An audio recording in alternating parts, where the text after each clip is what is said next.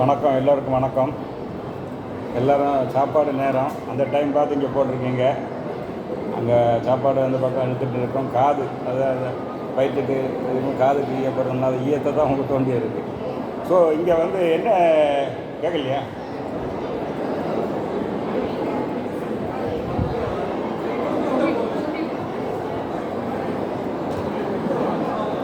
Hello, இப்போ கேட்குதா? எல்லோருக்கும் வணக்கம். இப்போ வந்து அகத்தியர் எனக்கு தரப்பட்ட தலைப்பு வந்து வடக்கும் தெற்கும் அவர் ஏன் ஏற்ற மேற்கொண்டார்னு உள்ள ஒரு இதுதான் வந்து இப்போ சொல்கிறேன். அந்த ஆங்கிளில் நான் அகத்தியரை பற்றி என்னெல்லாம் சொல்ல முடியுமோ அதை நான் வந்து சொல்கிறேன். அதை வடக்குலேருந்து ஏன் தெற்க வந்தார் அப்படின்னு நம்ம சொல்லும்போது, வடக்கே கைலாயத்தில் சிவபெருமானுக்கு கல்யாணம் நடக்குது. அப்போ தேவர்கள்லாம் அங்கே வந்து கூடுகிறார்கள். அப்படி கூடுறதுனால அந்த வந்து ஒரு இம்பேலன்ஸ், பூமியுடைய சுழற்சியில் ஒரு இம்பேலன்ஸ் ஏற்படுது.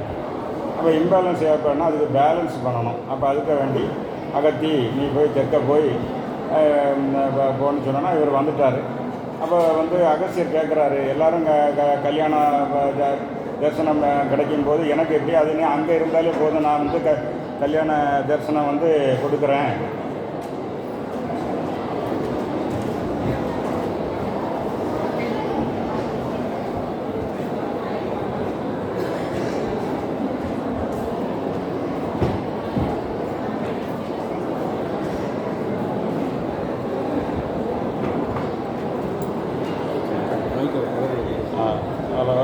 இப்போ கேட்குதா?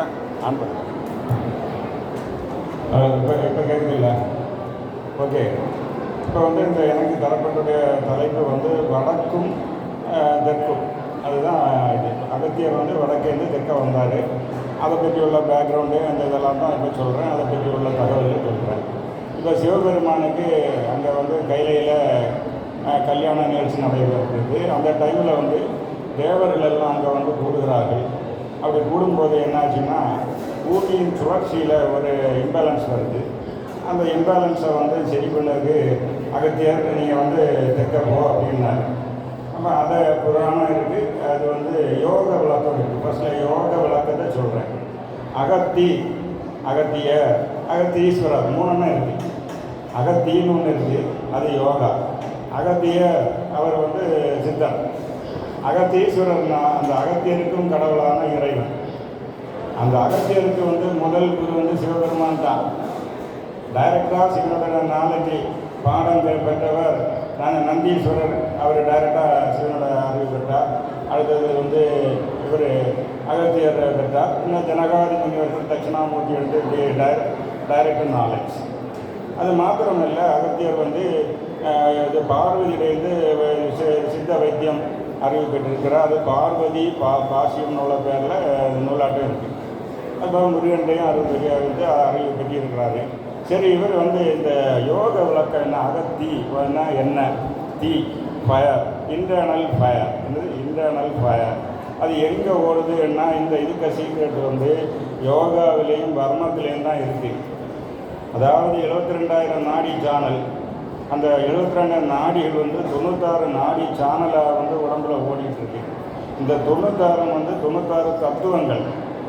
அண்டத்தில் உள்ளதெல்லாம் பிண்டத்தில் உண்டு என்று சட்டை மணி சொன்னார். அதே மாதிரி அந்த அண்டத்தில் உள்ள 96 தத்துவங்களும் மனிதன உடம்புல எனர்ஜியாக ஓடுது. இந்த எனர்ஜி எல்லாம் கடைசி பார்த்தீங்கன்னா ஒற்றை சேனலில் சுருங்கி வரும். அது எப்படி வரும்னா 96 நாடி சேனல்லேருந்து அது 48க்கு ஃபோர்ஸ்ஃபுல்லாக வரும். இந்த 48 சேனல்லேருந்து 24 சேனல் வந்து ஃபோர்ஸ்ஃபுல்லாக வரும். அப்புறம் வந்து 12 அப்படி 10 கடைசியாக வந்து சுசும்னையில் பாயும். இந்த சுழுமனையில் பாயக்கூடியது ஃபயர்.